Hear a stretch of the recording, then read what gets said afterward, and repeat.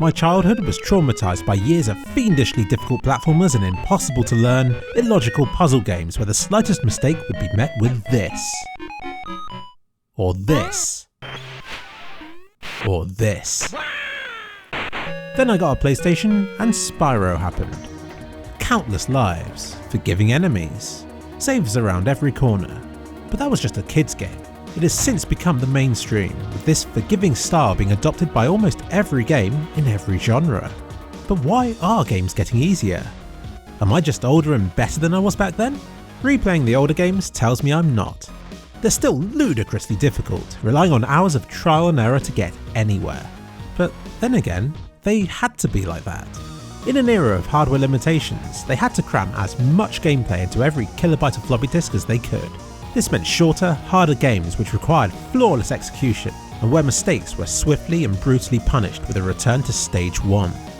Now, in this age of excess, the moment a game kills us, it's all too easy to blame it for being unfair or stupid, and to go back to our old favourites which will treat us better.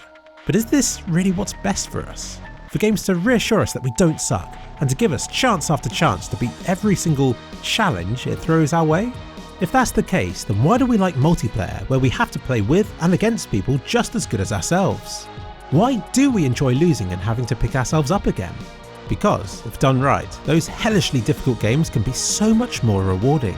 Remember that thrill of finally beating that last stage of Super Meat Boy? How about shaving seconds off your time in a speedrun challenge that you yourself have set? Or firing that gnome into space in Half-Life 2 after hours of carrying it around with you? Story's all well and good. Graphics are sexy and responsive gameplay essential, but challenging and pushing our abilities and beating us down until we're close to quitting? That's what makes gaming more than just a fleeting experience. Thankfully, we're beginning to see a return to this older style of games in the form of Dark Souls and XCOM.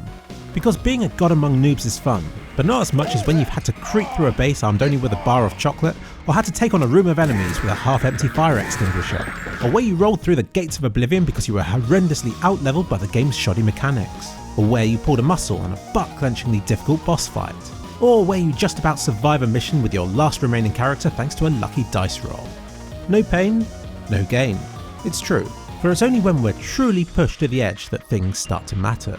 We develop as players and push ourselves to ever greater levels. We only care about preserving NPCs that could be lost forever. Which is why I think that gaming needs to humble us again. We need to be knocked down. We need to have our boundaries pushed rather than shyly sticking to our comfort zone. And this will hurt us. But not as much as it will hurt our characters.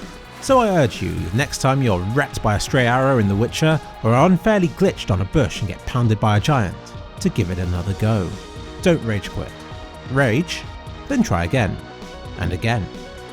And again. Feel your palms gather sweat and your pants gain weight as you dodge that club as though your life depends on it.